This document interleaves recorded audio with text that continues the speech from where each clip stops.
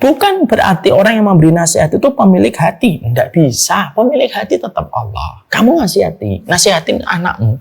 Itu yang memiliki hati anakmu Allah loh. Bukan kita. His love for you is unconditional. You knew it from the start. He's the one. This feeling is incredible. زينت السماء وضعت الجبال أمرت البحار وخلقت الجنان سيرت الكواكب ربنا آتينا في الدنيا حسنة وفي الآخرة حسنة وقنا.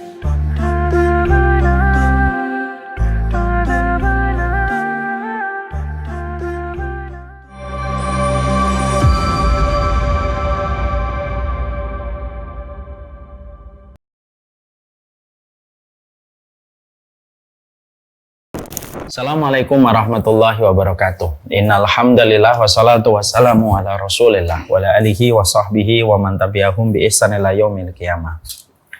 Kepada keluarga besar Sekolah Nizamiyah Andalus yang semoga Allah rahmati, semoga Allah berkahi. Kepada seluruh para penuntut ilmu yang hadir secara online walaupun kita saling berbeda dan beragam tempat tinggal kita ketika mengakses kajian yang kita selenggarakan pada kesempatan siang kali ini. Semoga Allah memberikan kecintaan kita kepada ilmu. Kalau kita sudah diberikan kecintaan kepada ilmu, semoga tidak ada lagi perkara yang sia-sia yang menyibukkan kita ketika ilmu sudah menyibukkan kita pada keseharian yang kita lewati. Kita tentunya bersyukur kepada Allah atas seluruh nikmat yang Allah berikan kepada kita, karena sesungguhnya kesyukuran itu melapangkan kehidupan kita. Kesyukuran itu memberikan kualitas pada kehidupan kita, dan kesyukuran itu menghindarkan kita dari berbagai macam faktor yang membuat kita depresi dan frustasi. Tidak ada orang merasakan depresi, frustasi, kecuali faktor pertama, terjadinya depresi dan frustasi karena tidak mampu mensyukuri terhadap garis kehidupan yang ia jalani di dalam kehidupan. Akhirnya kalau kita sudah tidak lagi mampu melihat kebaikan pada kehidupan kita, akhirnya segala sesuatu mudah menjadikan kita depresi dan frustasi. Semoga kita senantiasa mensyukuri kehidupan kita. Kalaupun ada di antara kita yang diberikan kesulitan, bersabarlah. Kesulitan itu tidak pernah lama dibandingkan dengan kenikmatan dan kemudahan yang Allah janjikan. Kalau ada di antara kita yang terlilit hutang, yakinlah bahwasanya Allah Maha Kaya, yang akan siap untuk membantu kita ketika kita rajin mengetuk pintu. Kalau kita sedang ada masalah dengan suami kita, istri kita, kita harus betul-betul beriman bahwasanya pemilik hati adalah Allah. Mudah bagi Allah menjauhkan, sebagaimana mudah bagi Allah untuk mendekatkan. Kalau kita lagi ada masalah dan kerenggangan dengan anak kita, maka sesungguhnya kita terus berharap semoga Allah mendekatkan kita. Karena itu mudah bagi Allah dan tidak ada yang mustahil. Karena kalaupun kita mendapatkan ujian, kita punya Allah yang mampu menyelesaikan setiap ujian dan mampu mengubah setiap yang mustahil menjadi mustajab dalam kehidupan kita. Kalau ada di antara kita mendapatkan kenikmatan dalam kehidupan, maka tidak ada sikap yang terbaik kecuali adalah kesyukuran. Apapun yang sedang kita dapatkan hari ini bisa jadi mimpi dan impian sebagian orang ketika melihat kita dari kejauhan. Di balik rumah yang kita miliki, bisa jadi banyak di antara teman-temanmu yang bermimpi memiliki rumah sebagaimana rumah yang kamu miliki. Walaupun terkadang kita bosan dengan rumah yang kita sudah tempati dan kita huni. Terkadang di balik studio dakwah yang kita miliki, walaupun terkadang kita bosan, tapi kita harus sadar bahwasanya ini mimpi sebagian orang ketika mungkin mereka belum memiliki studio dakwah. Di balik mobil yang kita miliki yang terkadang kita sudah merasa bosan, bisa jadi itu impian bagi sebagian besar orang ketika melihat kita menaiki mobil itu. Selalu ada alasan untuk bersyukur, karena orang yang beriman adalah mereka yang tidak pernah kehabisan alasan untuk bersyukur kepada Rabb-Nya dalam setiap perkara. Semoga hati kita bersyukur kepadanya dalam setiap urusan kehidupannya, Dan siapapun yang dia bersyukur kepadanya, dia akan selalu terjaga olehnya dalam setiap hidupnya. Amin insyaallah. Kita akan melanjutkan perjalanan kita membahas tentang tafsir. Tidak pernah bosan saya menyampaikan bahwasanya tafsir salah satu rumpun ilmu yang wajib kita hadirkan pada kehidupan kita sebagai penuntut ilmu. Tafsir itu akan memudahkan kita di dalam mengetahui maksud dan petunjuk dalam setiap ayat yang Allah turunkan di dalam Al-Quran yang kita baca menjadi bentuk ibadah pahala yang kita peroleh. Tentunya interaksi kita dengan Al-Quran bukan hanya sebatas mengharapkan pahala pada setiap huruf yang kita baca, tapi interaksi kita kepada Al-Quran, kita harus mampu menjadikan Al-Quran menjadi petunjuk yang kita hidupkan pada perjalanan hidup kita, supaya Quran bisa memberikan jalan keselamatan untuk kita. Karena siapapun yang bermakmum kepada Al-Quran, dia tidak pernah celaka dan dia tidak pernah merugi. Ini yang kita harus paham. Ketika kita paham bahwasanya interaksi paling tinggi dengan Al-Quran itu menjadikan Al-Quran itu petunjuk, maka kita harus paham tafsirnya. Kalau kita di dalam berinteraksi pada Al-Quran, kita tidak mengetahui bagaimana maknanya, maka tidak bisa menjadi petunjuk. Dan itu menjadi masalah tersendiri untuk kita. Inilah pentingnya kita mempelajari tafsir, supaya kita mengetahui maknanya, supaya kita paham apa petunjuk yang Allah sampaikan di dalam Al-Quran yang sangat kita butuhkan pada perjalanan hidup kita menghambakan diri kepada Allah.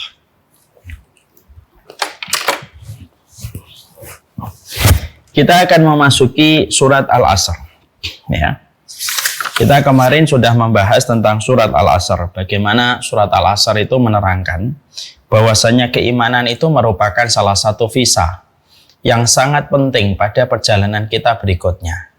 Kalaulah kita di dunia, ada visa setiap kita memasuki setiap negara. Ada visa negara Singapura, ada visa negara Italia, ada visa negara Spanyol, ada visa negara Saudi. Maka pada kehidupan akhirat pun ada visa. Cuma visanya tidak lagi terbatas pada teritorial setiap negara. Maka sesungguhnya visa pada kehidupan kita kelak nanti di akhirat itu visanya adalah visa iman. Maka siapapun yang mereka beriman, dia tidak merugi. Karena setiap amal yang telah dia lakukan di dunia akan dicatat selama dia memenuhi dua syarat. Ikhlas karena Allah ketika mengerjakan amal itu. Yang kedua, senantiasa meniti jalan ilmu yang diajarkan oleh Nabi, difahami oleh para sahabat Nabi Sallallahu Alaihi Wasallam. Siapapun yang dia beriman, lalu dia beramal, lalu dia memenuhi syarat dalam setiap amalnya, maka dia akan memanen setiap apa yang telah dia perbuat untuk mendapatkan rahmat di sisi Allah. Dan itulah perkara paling urgen, itulah perkara yang paling primer. Terselamatkannya manusia dalam kehidupan di akhirat ketika memiliki visa iman, lalu dia beramal sesuai dengan keikhlasan dan sesuai dengan ilmu, maka itulah yang akan menghindarkan dia dari kerugian. Makanya manusia dalam kondisi merugi, kecuali siapa? Illal ladzina amanu, kecuali orang beriman. Karena orang beriman itu pasti merugi. Ya, orang yang beriman itu pasti beruntung, dan orang yang tidak beriman itu pasti merugi. Dan kalaupun kita hari ini belum tahu bahwasanya orang yang tidak beriman itu merugi, karena kita masih hidup di dunia. Kalau kita masih hidup di dunia, ketika dunia masih mendominasi, maka iman merupakan salah satu hal yang mungkin tidak diperhitungkan. Tapi datang nanti kehidupan di akhirat, ketika dunia sudah hancur, tidak lagi bermanfaat dunia dan apapun yang ada di dalamnya, dan ketika sudah ditegakkan pengadilan Allah, tidak ada yang paling berharga kecuali adalah keimanan. Makanya saya menyampaikan di dalam ayat Allah berfirman, rubbama yawaddul ladzina kafaru law kanu muslimin.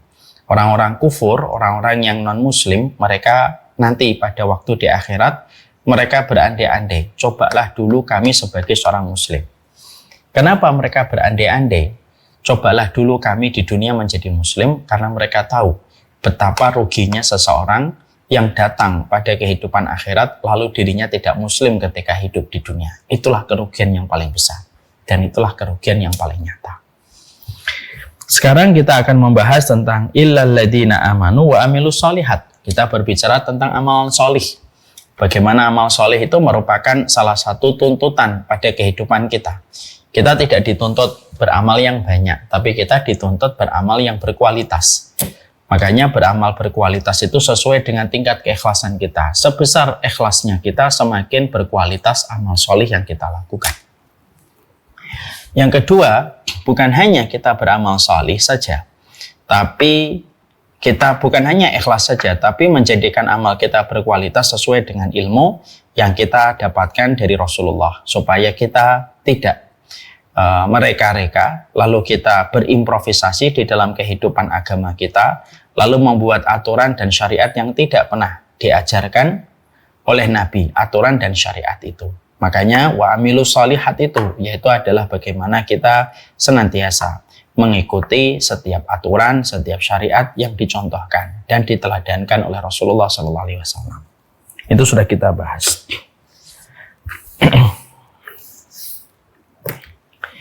Sekarang yang ketiga, sekarang yang berikutnya, watawasau bil haq. Orang-orang yang mereka itu sejatinya tidak pernah merugi pada kehidupan di akhirat dan kehidupan di dunia, mereka yang beriman, mereka yang beramal sholih, maka yang berikutnya adalah watawasau bil haqqi, yaitu adalah mereka yang saling menasihati di dalam kebenaran. Ya. Jadi di sini kita mendapatkan ada beberapa poin penting yang kita soroti di balik tafsir dan di balik interpretasi kalimat yang ada pada ayat yang keempat surat Al-Asr, wa tawasau bil haqqi, yaitu adalah saling menasihati di dalam kebenaran. Poin yang pertama yang kita jumpai di dalam ayat ini adalah bahwasanya Allah itu secara langsung menyampaikan kepada kita bahwasanya manusia itu tidak bisa hidup sendirian. Tapi pada dasarnya manusia itu berkumpul bersama dengan orang-orang yang baik dan berkumpul bersama dengan orang yang taat. Karena kalau kita memahami ayat yang keempat pada surat Al-Asr, Allah itu nyuruh kita saling menasihati, dan saling menasihati itu musyarakah, itu merupakan syarikat antara satu orang dengan satu orang saling menasihati. Ya, karena saling menasihat itu berarti ada dua orang paling minim yang berinteraksi ketika mereka saling mengingatkan. Nggak ada toh kalimat saling menasihati seorang diri, nggak ada. Kalau menasihati diri ada, tapi kalau saling menasihati setidaknya kita butuh dua orang di dalam memahami arti saling menasihati. Ketika kita memahami secara bahasa watawasau bil haqqi, saling menasihati, poin pertama yang memberikan kepada kita sebuah insight atau memberi kepada kita sebuah petunjuk adalah memang orang beriman itu mereka tidak sendirian, tapi orang beriman itu harusnya mereka kumpul dengan orang yang beriman lainnya. Dia tidak bisa hidup sendirian, dia tidak bisa menjalankan kehidupan egosentris, tetapi mereka harus betul-betul bersama dan bersuat dengan orang lain supaya mereka saling bisa menasihati. Karena memang manusia itu dijadikan oleh Allah makhluk sosial, di mana semandiri yang kita miliki pada kehidupan kita, semandiri apapun kehidupan kita, tetap kita memerlukan bantuan dan pertolongan orang lain, dan tentunya ada banyak kebaikan yang kita dapatkan ketika kita senantiasa bersama-sama dengan orang lain. Makanya watawasau bil haq itu memberikan kepada kita arti jangan sendirian, karena setan itu selalu bersama dengan mereka yang sendirian. Kijang ketika bersama dengan kerumunannya persentase keselamatan dia dari terkaman singa itu sangat lebih kecil daripada kijang ketika terputus dari kerumunan kijang yang lain-lainnya.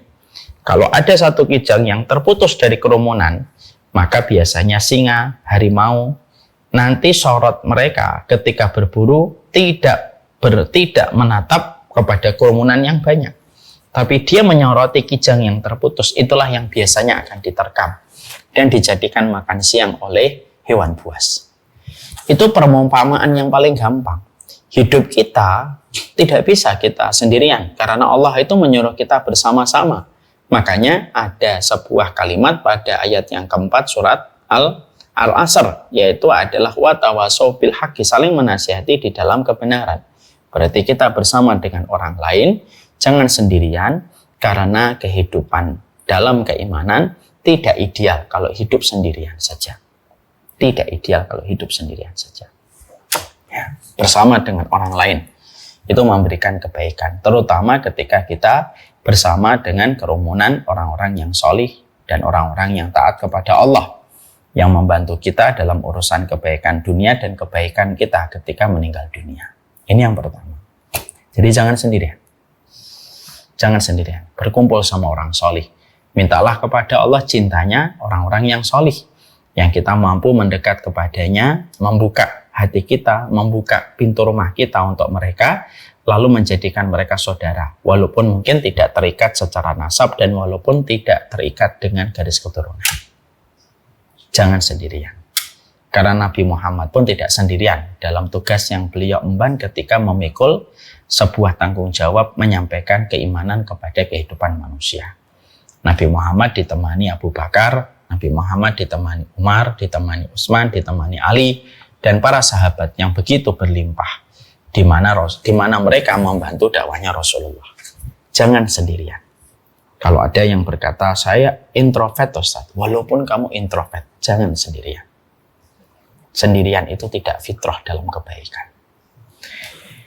Poin yang kedua yang kita dapatkan pada wa tawasau bil haqqi, yaitu adalah di situ diterangkan bahwasannya ketika seseorang itu di dalam kehidupannya supaya mereka terhindarkan dari berbagai macam kerugian, yaitu adalah ketika manusia itu sudah bersama dengan kerumunan orang, mereka bersabar dengan banyak orang, dan mereka senantiasa bermuamalah dengan orang yang solih, maka bukan hanya bertemu di dalam perkara-perkara hobi, bukan hanya bertemu dalam perkara permainan, tapi mereka berjumpa karena memiliki ritme aktivitas yang sama, memiliki ketaatan yang juga sama, memiliki visi dan misi yang sama, dan memiliki goal yang sama, yaitu selamat pada kehidupan di akhirat. Maka tugas mereka ketika kerumunan ini sudah berjumpa, apanya? Yang kita harus saling ketahui, wa tawasau bil haqqi, saling menasihati di dalam kebenaran.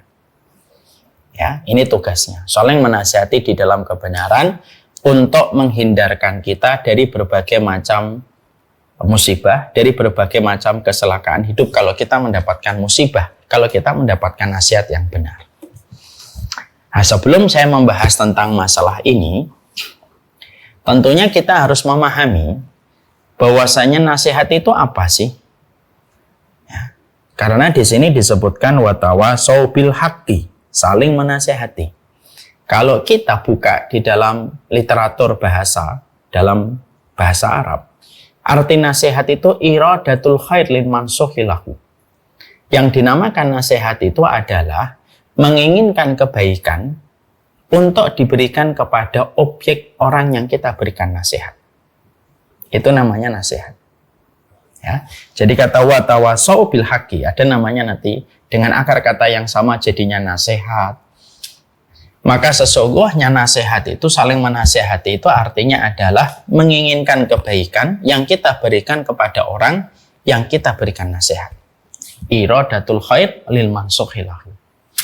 Maka dari pengertian bahwasanya nasihat itu memberikan kebaikan kepada orang yang kita berikan nasihat, maka di situ ada beberapa komponen yang kita harus mengerti ketika kita sudah bicara tentang nasihat. Apa yang pertama? Berarti nasihat itu dilakukan semata-mata karena rasa cinta, bukan karena rasa benci, dan bukan karena sudut pandang yang negatif kepada orang yang diberikan nasihat. Karena apa? Karena pengertian dari nasihat itu menginginkan kebaikan kepada orang yang diberikan nasihat. Berarti apa?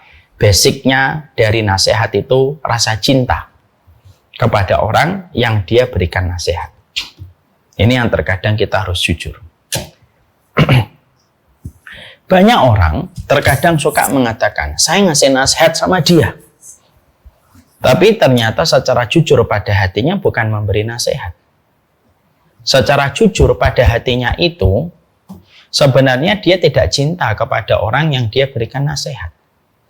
Kalau basicnya sudah tidak lagi rasa cinta, maka setiap metode yang dilakukan di dalam menyampaikan nasihat itu biasanya akan cenderung kasar dan kontraproduktif. Karena apa? Karena basicnya sudah tidak lagi rasa cinta. Ya. Makanya kalau orang menasihati karena rasa cinta, maka sesungguhnya pasti seluruh langkah dan metode yang dia sampaikan ketika menyampaikan metode, ketika menyampaikan nasihat itu ya sesuai dengan basic pertama kali ketika dia ingin menyampaikan nasihat itu rasa cinta. Ya. Jadi rasanya itu rasa cinta. Ibu ingin ngasih nasihat kepada suami karena rasa cinta. Bukan karena ibu sedang kecewa dengan kekurangan, tetapi ibu sedang lupa dengan kelebihan dan kebaikan seorang suami. Kalau ibu menyampaikan nasihat karena ibu ingat kekurangannya dan lupa kebaikannya, ketika nasihat itu datang pada kondisi sedang tidak ada rasa cinta dan tidak ada rasa sayang di hati kita, lalu kita mengatakan, saya ngasih nasihat kepada kamu, pasti caranya tidak mencerminkan kalau dia adalah orang yang cinta. Yang hari ini hilang dalam nasihat itu rasa cinta yang harusnya dirasakan sama orang yang diberikan nasihat. Harusnya kan begitu. Tapi hari ini kita hidup pada zaman fitnah, ketika rasa cinta itu hilang. Di balik setiap kata nasihat yang diucapkan orang kepada orang lain, suami kepada istri, istri kepada suami, orang tua kepada anak. Padahal kata nasihat itu ya dimulai dari rasa cinta, menginginkan kebaikan kok kepada orang yang diberikan nasihat itu. Ya. Jadi ini basic. Ya. Jadi kata watawasaw bil haqqi, saling menasihati, kita bedah dulu. Sebelum kita membedah al-haq, kita bedah dulu nasihat itu apa. Pengertian nasihat sudah kita paham. Yang kedua, berarti metode kita ketika menyampaikan nasihat itu selembut mungkin. Selembut mungkin. Karena kita memiliki rasa cinta kepada orang yang kita berikan nasihat.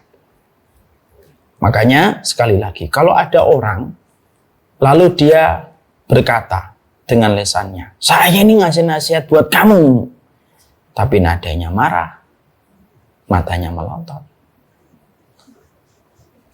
Lalu dia menyampaikan dengan menghina dan menyindir orang yang dia sampaikan nasihatnya. Jangan-jangan itu bukan nasihat, tapi jangan-jangan itu merupakan bentuk penyerangan dari kita kepada orang itu, tetapi kita menggunakan kata nasihat untuk menutupi emosi kita ketika kita ingin menjatuhkan orang yang kita berikan nasihat itu. Jadi nasihat itu indah, betul. Rasulullah itu contoh terbaik di dalam memberikan nasihat. Tidak ada manusia yang paling baik dalam memberikan nasihat kecuali Rasulullah. Ya. Walaupun kita selaku umatnya tidak bisa meniru Nabi 100% dengan kelembutan Nabi. Salah satunya ketika memberi nasihat. Nabi itu orang yang paling lembut dalam memberi nasihat. Karena Nabi itu ingin menyampaikan kepada kita, nasihat itu rasa cinta. Mari kita coba bedah bagaimana Nabi memberikan nasihat. Ada satu riwayat dalam Riyadhus Shalihin menjelaskan tentang jatuh cintanya seorang sahabat kepada Nabi karena caranya Nabi memberi nasihat itu begitu indah tanpa menjatuhkan kehormatan dirinya yang saat itu diberikan nasihat oleh Rasulullah. Bagaimana kisahnya? Mari kita bedah nasihatnya dan bagaimana kisahnya. Saat itu para sahabat sholat bermakmum di belakang Rasulullah. Ketika Nabi sedang sholat, maka lalu di antara jamaah para sahabat itu ada yang bersin. Ada salah satu di antara sahabat yang belum mengetahui tentang masalah hukum sholat secara penuh. Maka dia secara refleks menjawab orang yang bersin itu dengan mengatakan yarhamukallah. Kan sebenarnya tidak usah dijawab kalau kita lagi sholat. Bagi yang mendengarnya cukup diam. Bagi yang bersin maka cukup mengatakan alhamdulillah. Maka orang lain itu mengucapkan yarhamukallah. Maka ada sahabat yang ketika mengucapkan yarhamukallah itu, maka para sahabat yang lainnya ketika mendengar orang itu bicara dengan mengucapkan yarhamukallah, para sahabat yang di sampingnya itu meliriknya dan melihatnya. Sahabat yang tadi mengucapkan yarhamukallah ketika dilihatin sama jamaah-jamaah yang lain ketika habis mengucapkan kalimat itu, maka dia justru marah. Lalu dia berkata, fima makna, perkataannya adalah, lima tangduruna ilayya, kenapa kalian tuh ngeliatin saya?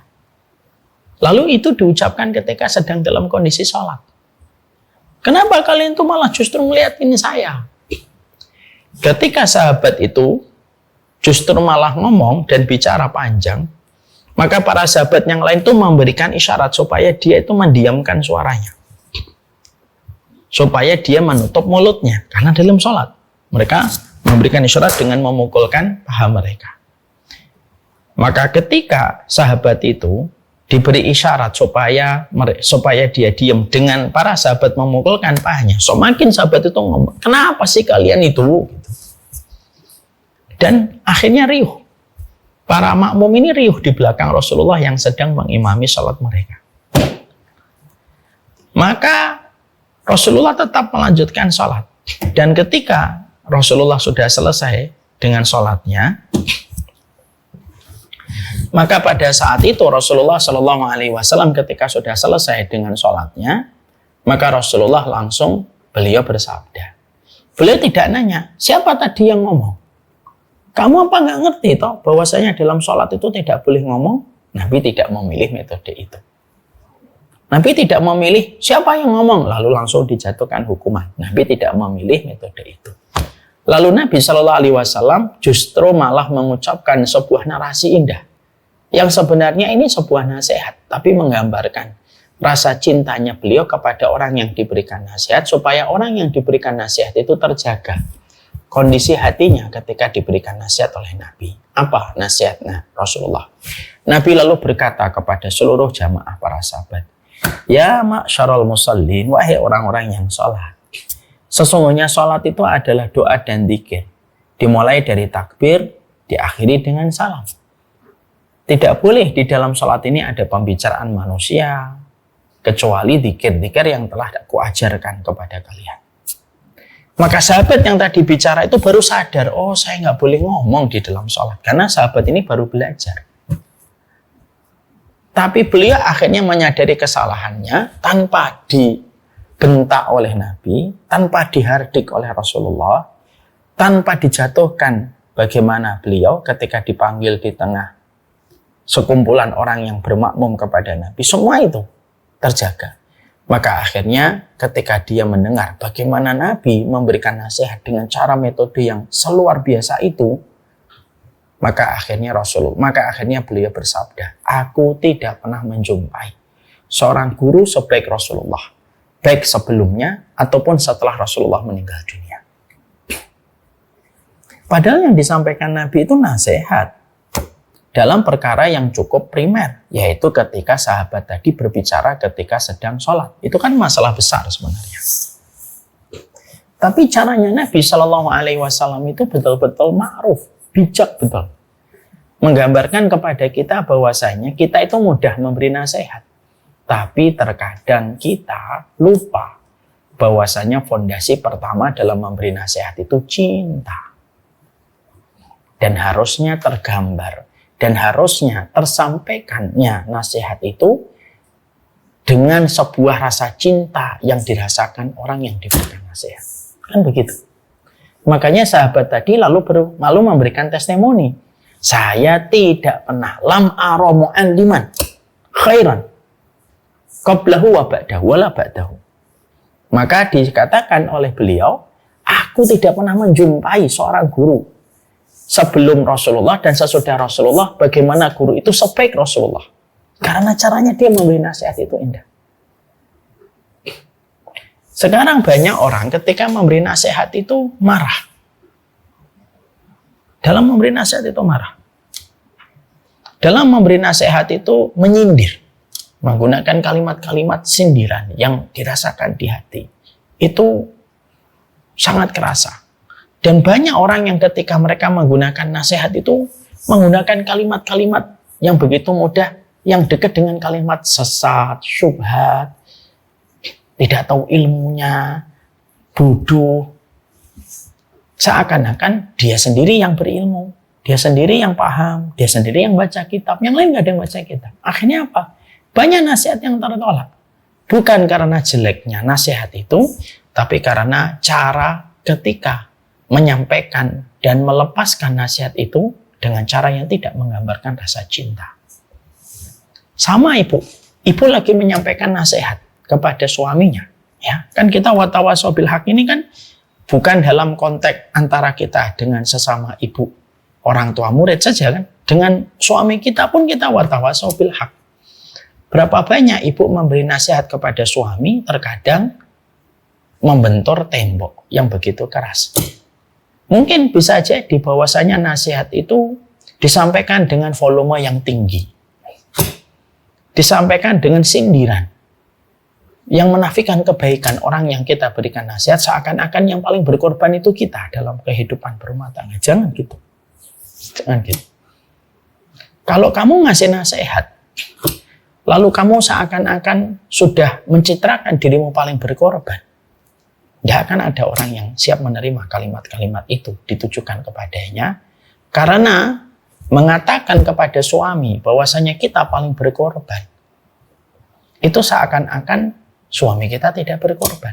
Dan akhirnya nasihat yang kita sampaikan kepadanya, akhirnya seperti angin yang berlalu, tidak merasakan dampaknya orang yang diberikan nasihat itu. Karena apa? Karena orang yang diberikan nasihat tidak merasakan rasa cinta di balik setiap kalimat nasihat yang ditujukan kepadanya. Itu sebenarnya di situ.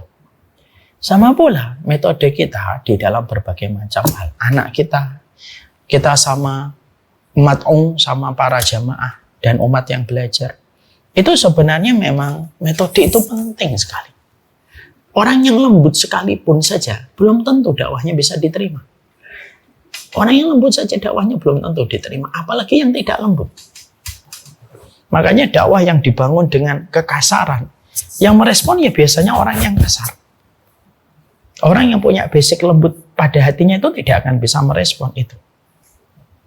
Yang orang yang kasar ya ketemunya sama orang-orang yang kasar, yang sejenis. Karena burung pemakan bangkai itu ya kumpulnya sama burung pemakan bangkai.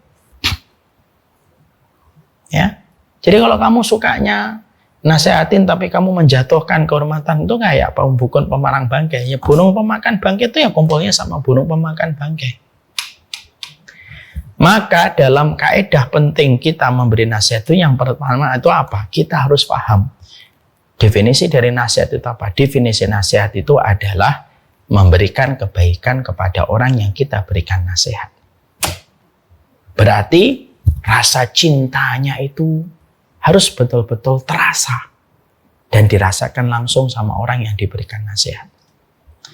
Ibu ngasih tahu kepada suaminya sembari ibu menghargai suaminya.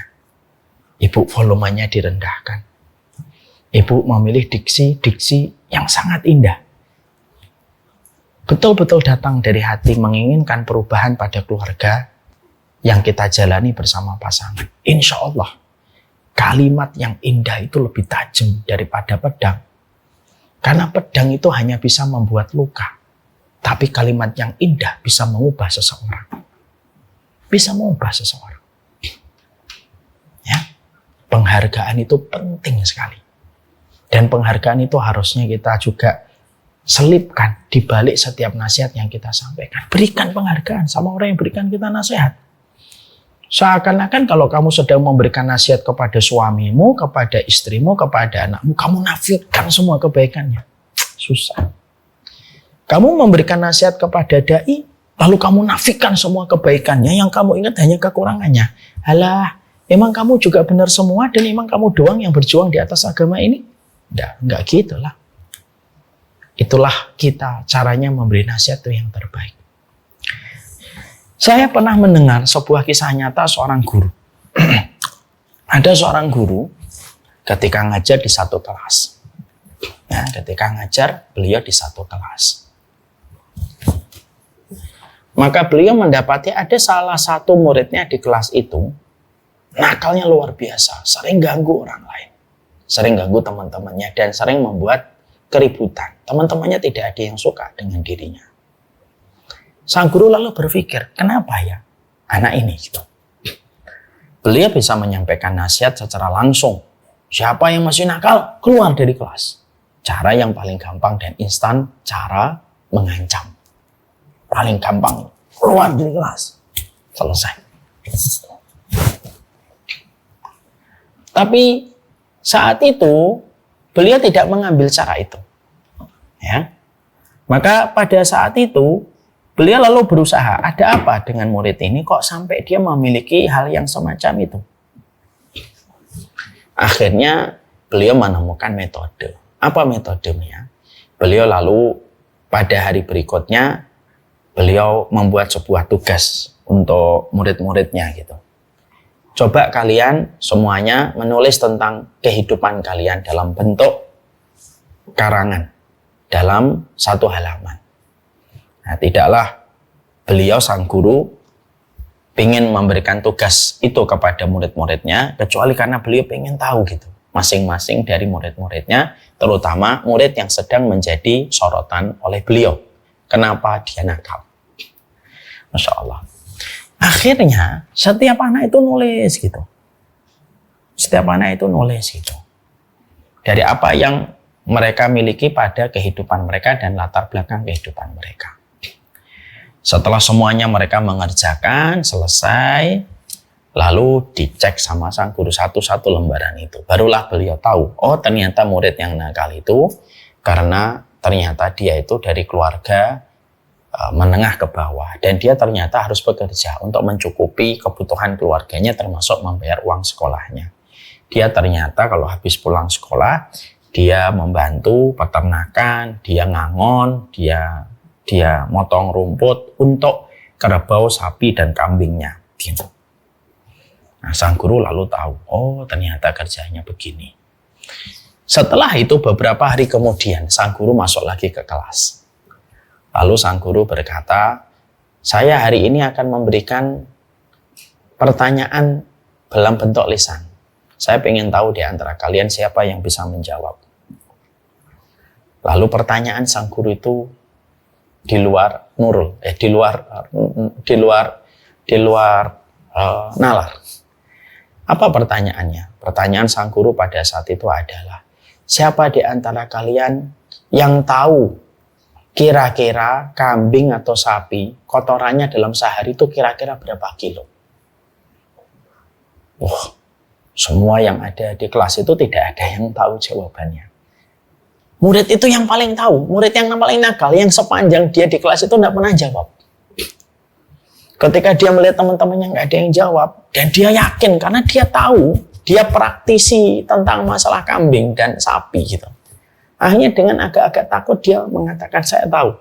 Lalu dia berkata, saya tahu berapa kilo kotoran sapi dan kotoran kambing itu. Lalu diberikan pertanyaan, bentuknya kotoran itu kayak apa? Bentuk setiap hari itu sapi itu butuh berapa rumput? Tidak ada yang bisa menjawab pertanyaan-pertanyaan itu kecuali beliau. Kecuali anak ini. Dan itulah pengalaman pertama sepanjang dia sekolah di SD itu. Dia bisa menjawab pertanyaan. Lalu dari itulah dia memiliki sebuah kepercayaan dirinya itu tumbuh gitu. Akhirnya kepercayaan dia itu tumbuh gitu. Dan semenjak saat itu akhirnya dia menjadi anak yang terus belajar, percaya diri, tidak lagi mengganggu teman-temannya. Dan sang guru terus memberikan apresiasi kepadanya. Guru langsung memberikan kepadanya penghargaan, achievement dia berikan kepada murid itu. Apa yang kita petik pelajaran ini dari kisah di YouTube yang saya dengarkan, semoga Allah merahmati sang guru. Tapi di situ saya menangkap sebuah pelajaran penting. Ternyata metode itu luar biasa penting. Sebenarnya guru itu sedang menyampaikan nasihat supaya sang anak jangan nakal di kelas, jangan suka membuat onar, jangan suka membuat keributan. Tapi karena dia cinta kepada anak itu, bukan karena benci, dia tidak memilih metode yang paling ringkas dan paling instan. Siapa yang nakal, keluar. Itu metode paling singkat. Tapi metode yang dia pilih itu metode yang paling metodenya itu metode yang sifatnya itu agak panjang. Tapi justru mengena kepada anak itu, dan anak itu akhirnya dapat message-nya, mendapatkan pesannya dari guru itu, walaupun guru itu tidak harus memarahi dia, dan akhirnya dia berubah menjadi lebih baik. Kita juga sama, kadang kita menjadi istri, kadang kita menjadi ibu, kadang menjadi bapak, kadang menjadi suami. Kita ini memilih metode yang paling singkat, marah, selesai. Gitu. Lalu kita berkata, bapak ini, Abi ini marah itu karena kamu sudah ini begini-begini gitu. Yang mana anak kita mungkin pada saat itu tidak merasakan rasa cinta pada nasihat yang kita sampaikan kepadanya dengan intonasi-intonasi yang tinggi. Disinilah kita akhirnya memahami betul bahwasanya persoalan metode itu penting. Dan nasihat itu tadi kita pelajari, nasihat itu selalu datang dari rasa cinta.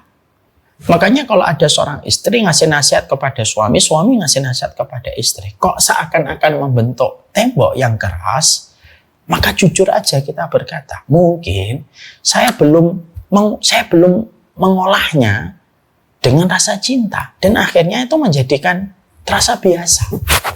Apapun kalau sebelum diolah itu jadinya biasa. Pare kalau belum diolah pahit.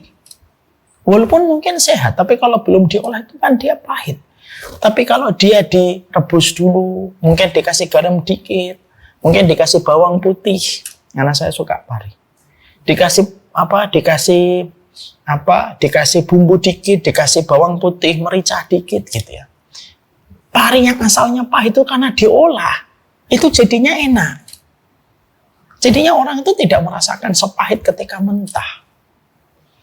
Itulah perumpamaan kita bahwasanya nasihat itu yang paling penting adalah memastikan apakah kita itu sebelum memberikan nasihat itu cinta atau enggak.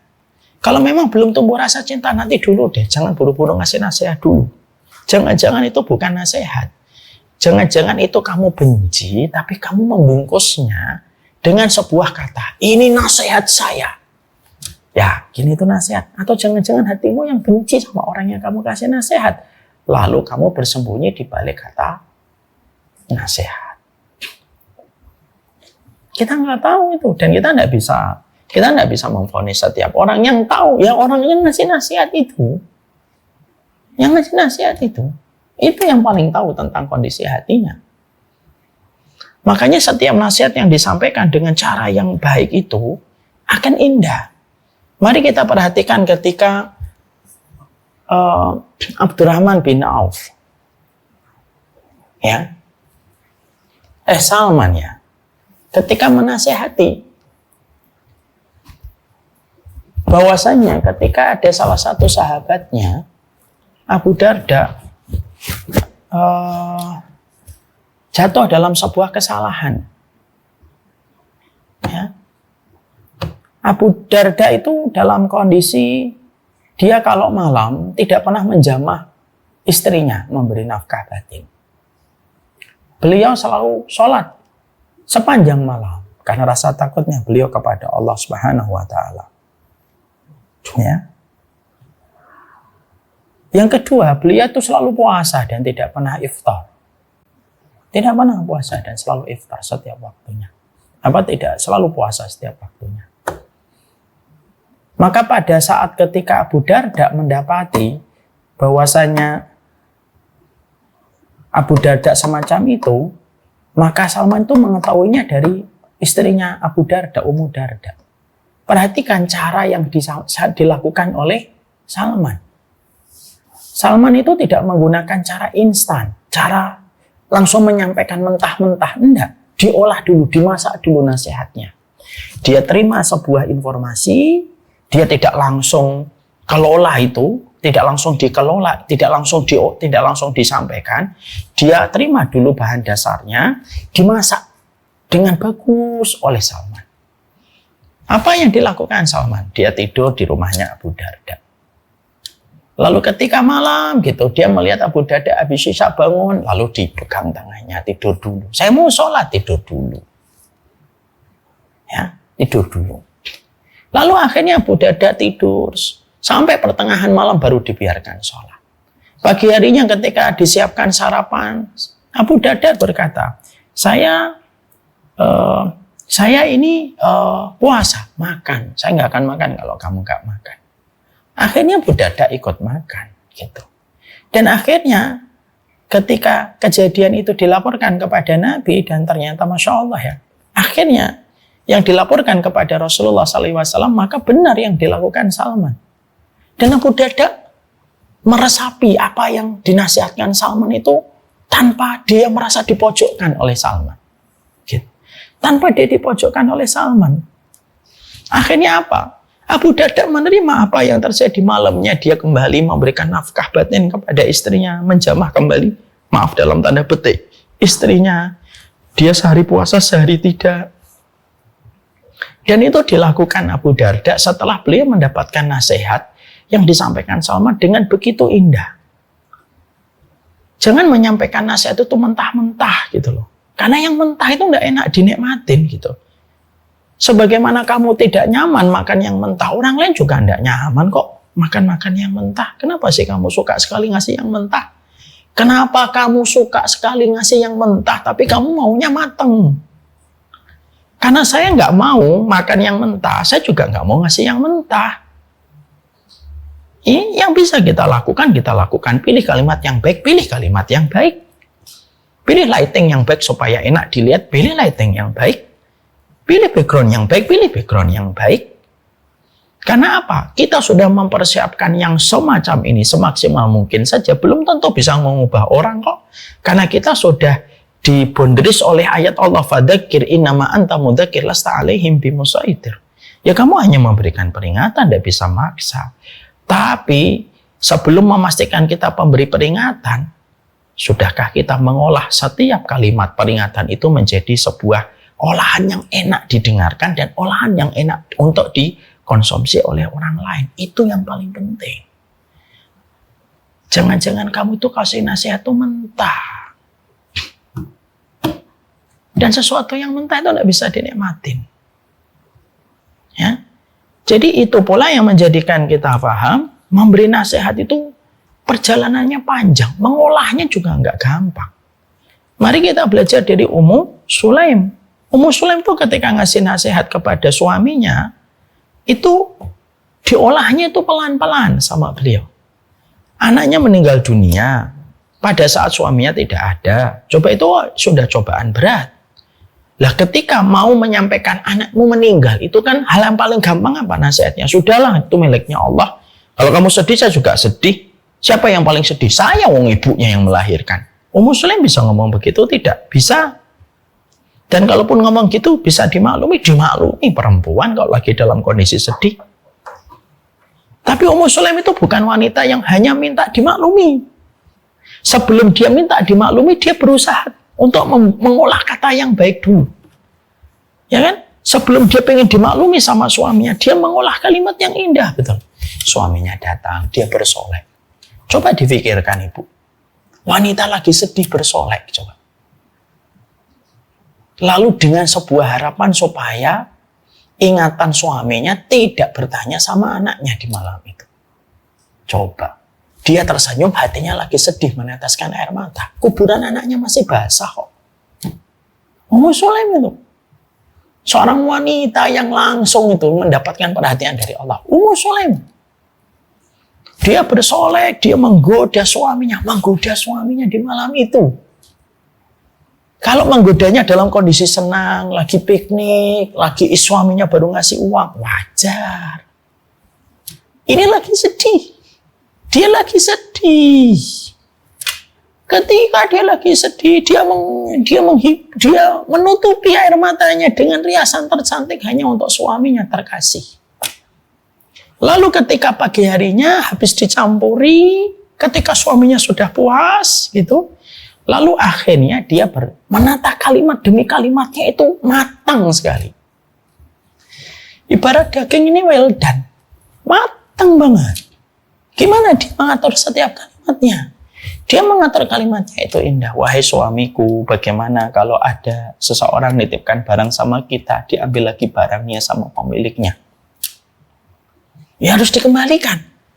Lalu dengan berat hati, dia menata kalimatnya. Begitu juga anak kita itu titipan Allah. Anak kita titipan Allah dan anak kita sudah diambil kembali sama pemiliknya. Coba. Itu pun masih membuat suaminya sempat kecewa walaupun sampai akhirnya dia datang kepada Nabi. Tapi yang menarik, seorang wanita ini bernama Ummu Sulaim ketika akan memberi nasihat kepada suaminya, yang harusnya ini kan tugas suami kan menenangkan istri. Tapi karena dia tahu suaminya habis pulang dari perjalanan jauh, maka dia mengambil peran untuk ngasih nasihat dan masukan kepada suaminya supaya mereka dua-duanya menjadi saling support system, memberikan kesabaran. Dia olah itu kalimatnya. Dia olah kalimatnya dengan olahan terbaik. Ibarat dia itu mengolah daging wagyunya itu betul-betul bagus. Cara motongnya pelan. Pakai pisau yang terbaik. Ngasih garamnya pas gitu. Terus ketika dibakar dipastikan matang semuanya. Gitu. Baru disuguhkan. Itulah kalimat nasihat. Hari ini kita sedang berada pada sebuah krisis. Nasihat terbaik. Sehingga setiap kalimat nasihat itu seakan-akan boleh diucapkan dengan berbagai macam metode gitu. Bahkan kadang-kadang saya tuh enggak habis pikir gitu. Ada orang ngomong gini kadang-kadang doa. Allah yadik gitu. Itu doa indah betul. Artinya apa? Semoga Allah memberikan kepadamu petunjuk. Tapi yang mengucapkan doa itu tuh biasanya keadaannya tuh marah, matanya melotot. Kalaupun nulis di kolom komentar itu pakai huruf kapital, tanda serunya ada 7. Allah yadik gitu. Betul itu kamu mendoakan. Kalau memang kamu nggak mendoakan, ikhlas nggak usah didoakan lah. Daripada kamu yang akan terkena dosa atas doa yang kamu ucapkan ketika kamu merendahkan orang yang kamu doakan. Maka inilah yang menjadikan kita memahami betul. Wa tawasau bil haqq ini tidak sesederhana yang kita pikir. Kalau ibu-ibu berada pada satu kondisi komunitas yang ketika memberikan nasihat itu mereka bukan hanya mengolah yang mentah, tapi memasaknya dengan baik, betul. Ibu itu merasa beruntung hidup. Benar deh. Kenapa? Ya karena kita tahu bahwasanya kita hidup. Betul-betul kita butuh kebenaran ketika kita tidak paham. Tapi kita juga lebih butuh orang yang menyampaikan kebenaran itu dengan cara yang terbaik. Yang menganggap kita itu seperti saudaranya. Bukan menganggap kita sebagai musuhnya. Ya. Kalau kita ini pandangannya itu pandangan minus gitu sama orang gitu. Akhirnya kita tidak mau melihat orang lain gitu. Maka sesungguhnya itulah yang akan menjadikan kita memiliki banyak masalah dalam kehidupan nasihat. Nah, kalau nasihat itu sudah tidak kita pahami basicnya dalam basic nasihat itu, ya akhirnya yang terjadi adalah berbagai macam perkara, berbagai macam masalah yang ada pada kehidupan kita. Ini yang menjadikan kita harus memahami. Wa tawasau bil haqqi wa tawasau bis sabr. Kita paham ini dulu. Ini kita harus mengerti benar tentang perkara ini. Supaya kita betul-betul paham, supaya kita betul-betul memahami ini. Iradatul khair. Dan kita juga harus memahami, selain kita harus menyampaikan nasihat yang terbaik, yang berikutnya kita juga harus paham. Nasihat itu kayak nanam benih. Ketika Allah menyampaikan di dalam ayat surat Al-Ghasyiyah, fadzakir innama anta mudzakir lasta alaihim bimusaitir. Ya. Maka sesungguhnya nasihat itu ibaratnya kayak menanam benih. Nasihat itu bukan otomatis bahwasanya orang yang kamu berikan nasihat itu langsung berubah. Kamu bukan Tuhan. Kamu bukan Rob. Enggak lah. Kita ini sama-sama makhluk yang memiliki kekurangan sebagaimana orang yang kita berikan nasihat juga punya kekurangan. Karena kita equal bahwasanya kita ini makhluk pendosa di hadapan kehidupan kita. Kita memberi nasihat itu bukan berarti kita tidak punya dosa. Mungkin dosa kita lebih besar. Hanya saja mungkin ditutup sama Allah. Maka sesungguhnya kita ketika memberikan nasihat itu, maka sesungguhnya kita kayak nanam benih. Bukan kita yang mengatur kapan musim panennya. Allah yang mengatur musim panennya. Allah yang ngatur musim panennya, bukan kita yang ngatur musim panennya. Ada yang mereka itu ketika memberi nasihat itu kayak panen gitu. Hari ini memberi nasihat karena dengan cara yang terbaik, akhirnya dapat langsung hasil, hari berikutnya langsung berubah. Ada. Tapi bisa jadi ada orang yang mereka itu ketika memberi nasihat itu panjang sekali. Maka baru direspon sama orang yang mendapatkan nasihat itu begitu lama. Waktu miliknya Allah. Pemberi nasihat itu biasanya lupa. Yang pertama, nasihat itu dengan kata cinta. Yang kedua, pemberi nasihat itu lupa bahwasanya hasil itu yang menentukan Allah dan waktu yang paham adalah Allah semata. Bukan berarti orang yang memberi nasihat itu pemilik hati. Tidak bisa. Pemilik hati tetap Allah. Kamu nasihatin anakmu. Itu yang memiliki hati anakmu Allah loh. Bukan kita. Kan kita selalu mengatakan, nah, Abi ngasih nasihat. Gitu. Kita ini seakan-akan pada saat itu berkata, nah dengerin kong, ini pemilik hatimu. Tidak bisa. Apalagi dengan kata-kata yang sudah terlalu tinggi. Tidak bisa masuk gitu. Pemilik hatinya anak kita itu sama Allah. Dan kita ketika nasihat itu kayak nanam benih. Kita nanam benih. Ada orang yang diberi nasihat itu panjang gitu. Yang memberi nasihat sudah meninggal, baru setelah itu orang yang diberi nasihat itu berubah. Kapan? Setelah pemberi nasihatnya itu meninggal dunia. Banyak kayak gitu. Taif, Nabi datang dengan hati sepenuh keikhlasan. Nggak ada manusia yang mengalahkan keikhlasan dalam hidup kecuali orang pertama yang paling ikhlas di dalam setiap perkataan dan perbuatannya itu adalah Rasulullah. Tapi Nabi ketika beliau datang ke Taif, maka beliau ditolak. Kapan akhirnya Taif itu mereka menyambut panggilan Nabi? Setelah Nabi pindah ke Madinah beberapa tahun, akhirnya Taif itu barulah mereka satu persatu masuk Islam. Loh, kalau Nabi saja memberi nasihat itu kapan? Dan baru tumbuh itu benih yang ditanam Nabi beberapa tahun lalu itu baru tumbuh beberapa tahun kemudian. Itu setingkat Rasulullah. Loh, apalagi kita. Dan kita harus paham. Tidak semua orang yang hidup semasa dengan Nabi semuanya beriman. Padahal apa kurangnya Nabi dalam keikhlasan? Apa kurangnya Nabi dalam ikhtiar? Apa kurangnya Nabi dalam mengemas setiap nasihat yang terbaik yang dia berikan kepada umatnya? Nggak ada yang ngalahin Nabi. Tapi Masya Allah, itulah yang menjadikan akhirnya kita mendapati bahwasanya yang kedua yang sering dilupakan sama pemberi nasihat itu apa? Hati orang yang mendengarkan nasihatmu miliknya Allah. Orang yang mendengarkan kajian kita hari ini bersama ibu-ibu di Nizamiyah dan yang online di Instagram dan sosial media. Saya menggenggam hatinya? Enggak. Ada yang mungkin mendengar ini lalu mereka memiliki pandangan dan kesimpulan yang beda-beda. Kita tidak bisa maksa orang. Kita ini bukan pemilik hati setiap manusia kok. Ya. Maka kedua yang kita harus pahami, nasihat itu kadang kayak benih. Sabar saja. Kalaupun tidak berbuah manis, maka tidak mengurangi kita di hadapan Allah, pahala kita tetap disempurnakan olehnya. Maka itu yang menjadikan kita memahami sekali. Ya. Jadi inilah yang menjadikan kita memahami betul. Supaya kita mengerti dan supaya kita memahami poin yang kedua dalam kehidupan kita. Bahwasanya pemilik hati itu tetap miliknya Allah semata. Ya. Yang ketiga, yang kita harus pahami tentang masalah nasihat ini adalah bahwasanya di dalam kita memberikan nasihat itu kayak serangan darat. Tapi jangan lupa serangan udaranya. Saya tuh baru tahu ya kemarin dalam bisnis. Ada yang namanya branding, ada yang namanya marketing. Marketing itu serangan darat. Branding, serangan udara.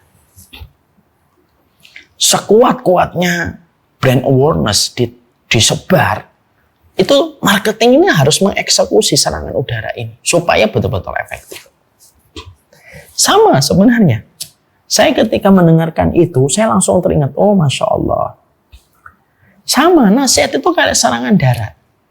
Tapi sebelum serangan darat ini, kita harus memastikan serangan udaranya dulu. Serangan udaranya itu apa? Doamu gimana? Jangan sampai kalimat-kalimat yang kamu ucapkan itu jauh lebih panjang daripada doa yang kamu harus panjatkan kepada orang yang kamu doakan. Gimana kamu ini? Kamu hanya mengandalkan serangan darat, ya bisa menang, cuma lama dibandingkan ketika kita menggabungkan antara serangan udara dengan serangan darat. Dan maaf, kapan biasanya serangan udara?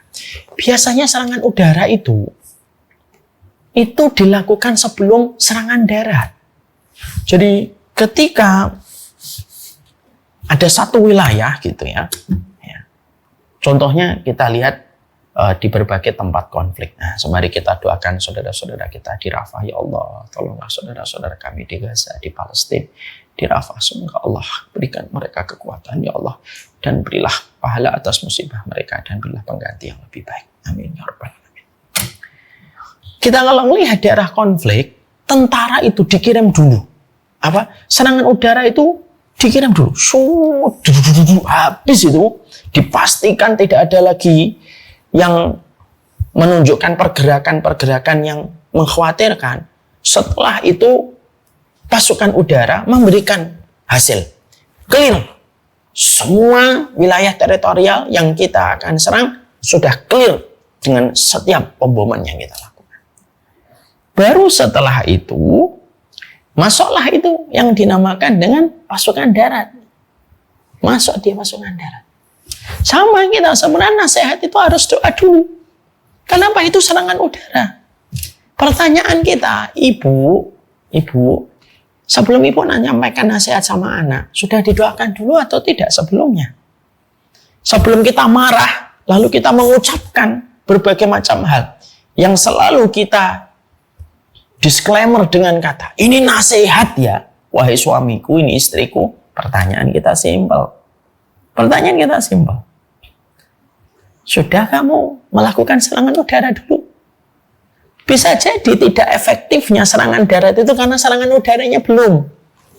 Karena serangan udaranya belum masuk, akhirnya darat itu terasa lambat sekali. Pergerakannya itu lambat betul. Kenapa? Apapun serangan itu, ketika serangan udara itu, apapun itu, kalau serangan udara itu belum diefektifkan, darat yang akan merasakan konsekuensinya itu agak panjang gitu. Lah supaya efektif serangan itu apa? Serangan udara dulu, baru serangan darat. Doakan dulu. Makanya saya kemarin mengatakan dalam banyak kajian itu, di kajian Me and My Half di Samila series yang ke-8, saya itu kan menyampaikan tanda cintanya suami dan istri kepada pasangannya itu apa? Ketika doamu lebih banyak daripada amarahmu. Jadi kalau ada orang kok marahnya lebih banyak daripada doanya, fix dia itu belum cinta. Kenapa? Karena dia lebih membela emosinya daripada keinginan baik yang bisa dilakukan sama pasangannya. Jadi kadang-kadang itu, maaf ya, kadang-kadang kita suka sekali emosi, lalu kita cepat-cepat disclaimer. Ini nasihat. Ya mungkin bukan nasihat, tapi emosi yang mungkin kita tidak bisa menahannya, lalu kita mencoba menutupi diri kita. Ini nasihat, padahal nggak nasihat. Jadi kata watawasau bil haq ini ternyata indah betul. Dan saya memahaminya adalah kita perlu memahami watawasaunya. Makanya maaf sekali, bisa jadi ada orang hari ini mereka susah menerima kebenaran. Disebabkan karena orang yang menyampaikan kebenaran belum selesai dengan dirinya sendiri di dalam memahami konsep nasihat. Akhirnya apa? Watawasau bil haqnya ini tidak jadi, tidak ketemu. Ya. Maka inilah yang menjadikan kita harus mengerti betul masalah ini. Bisa jadi yang di atas panggung kebenaran. Kenapa panggung kebenaran itu sedikit penontonnya? Karena para pelaku kebenaran itu, mereka itu belum selesai dengan dirinya ketika memahami bagaimana memberi nasihat. Dan itulah yang terjadi. Ini pula yang menjadi sebuah review kembali sekaligus menjadi sebuah refleksi kita. Ada apa ya dengan nasihat di rumahku kok sering tidak efektif gitu? Kenapa di rumahku setiap ada acara entertain selalu berhasil, tapi ketika sudah mengarah kepada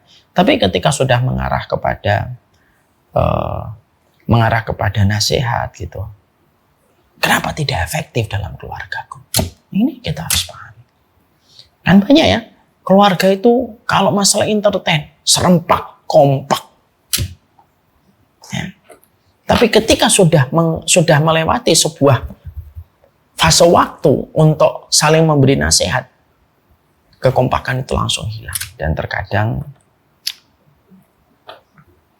semoga itu bisa menjadikan kita mengulang kembali apa yang harus kita review dalam kehidupan kita.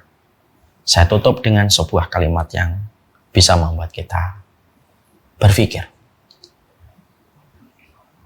Kalau ada perusahaan iklan,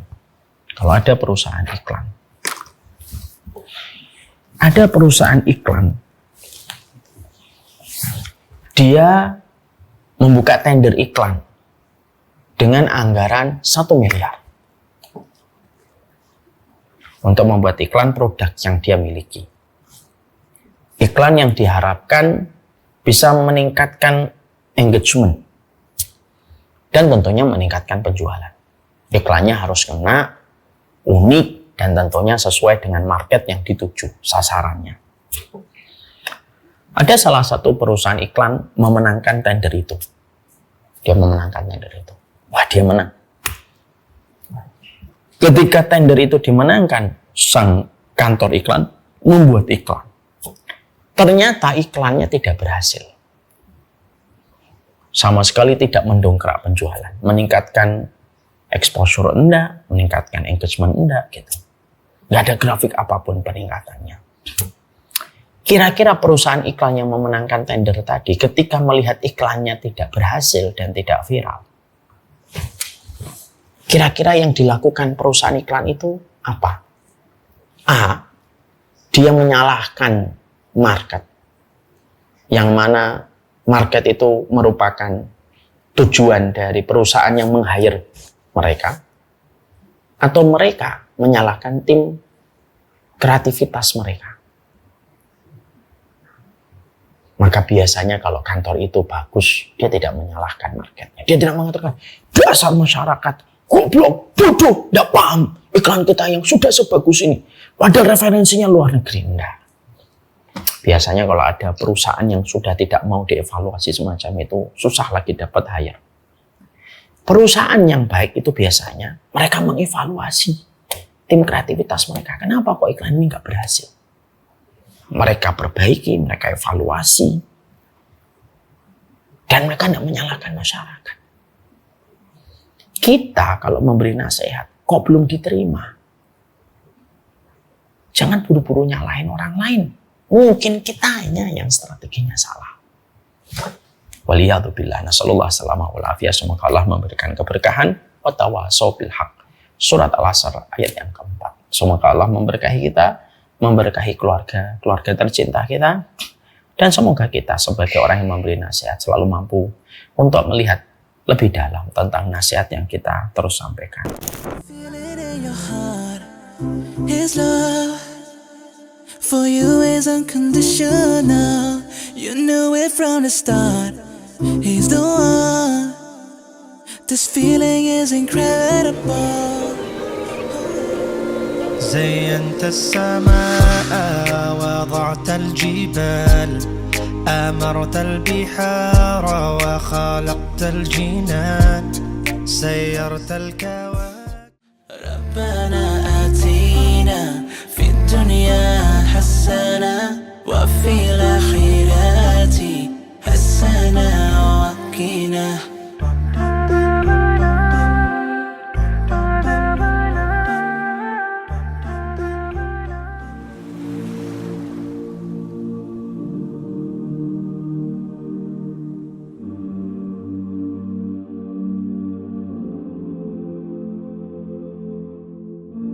I've been holding for so long, scared I might slip away.